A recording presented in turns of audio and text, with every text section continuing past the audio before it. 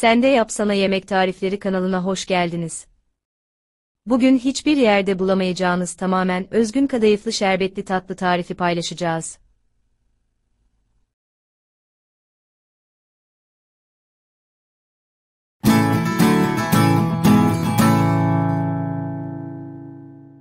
Derin bir kaba 2 su bardağı sıvı yağ dökelim.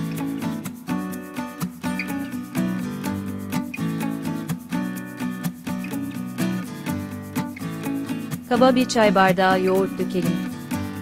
1 tane yumurtanın akını ayıralım, yumurtanın sarısını dökelim.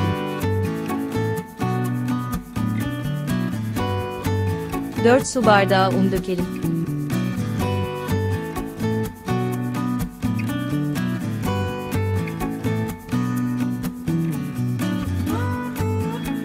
Bir çay kaşığı karbonat dökelim. 1 yemek kaşığı sirke dökelim ve yoğuralım.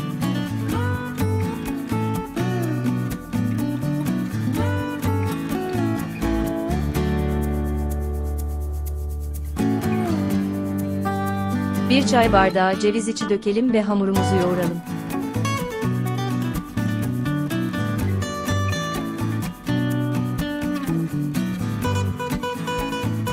Yoğurduğumuz hamurdan cevizden biraz büyük parçalar koparıp şekil verelim. Tatlının her tarafını yumurta akına batıralım.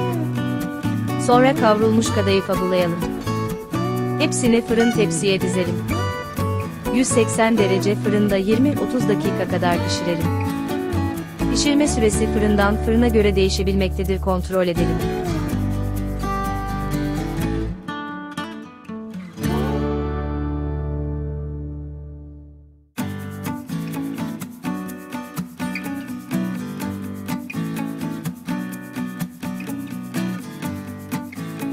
Tencereye 3 bardak şeker dökelim.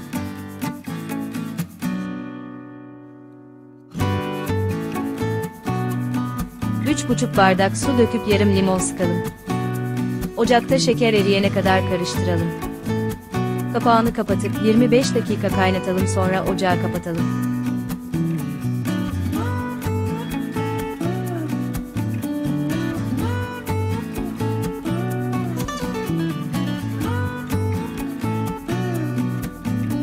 Tencerenin kapağı kapalı şekilde şerbetin kaynatılması tatlının şekerlenmesini önler.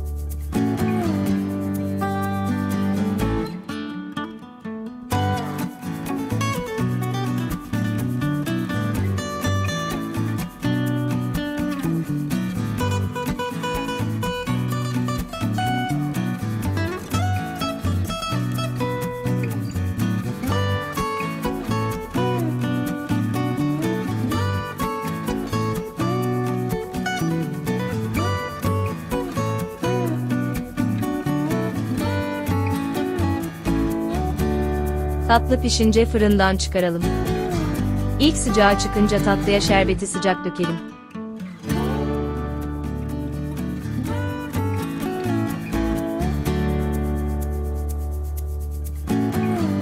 Hazırlaması kolay ve lezzetli bir tarif.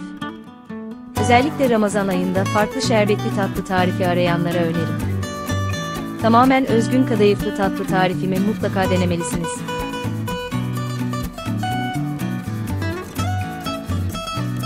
Tarifimizi beğendiyseniz alttaki beğen butonuna basmayı unutmayınız. Tariflerimizden anında haberdar olmak için kanalımıza abone olmayı unutmayınız.